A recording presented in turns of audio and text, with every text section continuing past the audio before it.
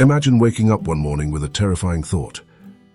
What if everything you see, everyone you know, every voice, every memory, every moment, is not real?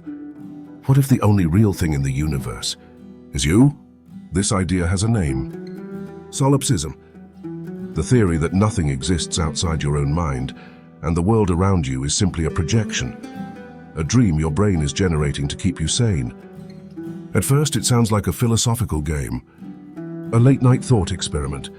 But if you follow it far enough, it becomes something much darker. Because solipsism asks a question most people never dare to confront.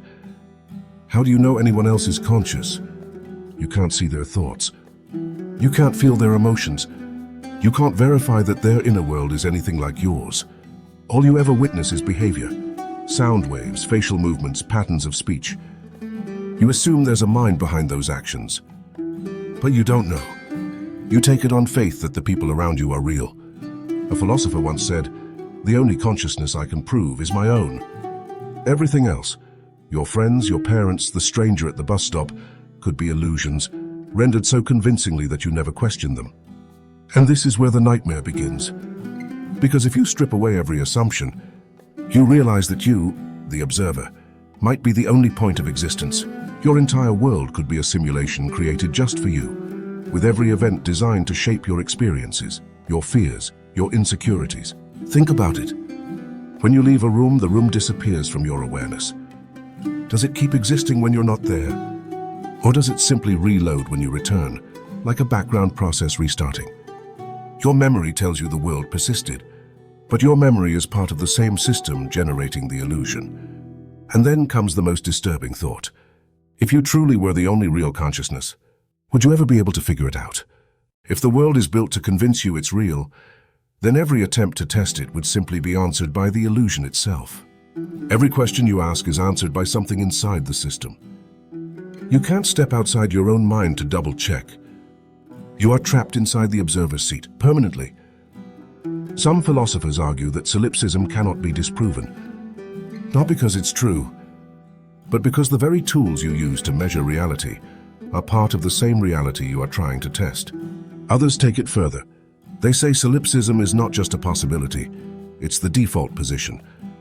You begin life assuming you are the center of everything. As a baby, the universe is literally built around your experience. Maybe adulthood is just a slow, polite hallucination where you pretend everyone else is real. And if this thought scares you, good, because it means you intuitively understand what's at stake. If nobody else is real, then everything you've ever loved is just a self-generated memory. Every conversation, a script. Every relationship, a dream. Every loss, a glitch in your own subconscious. But here's the strangest twist.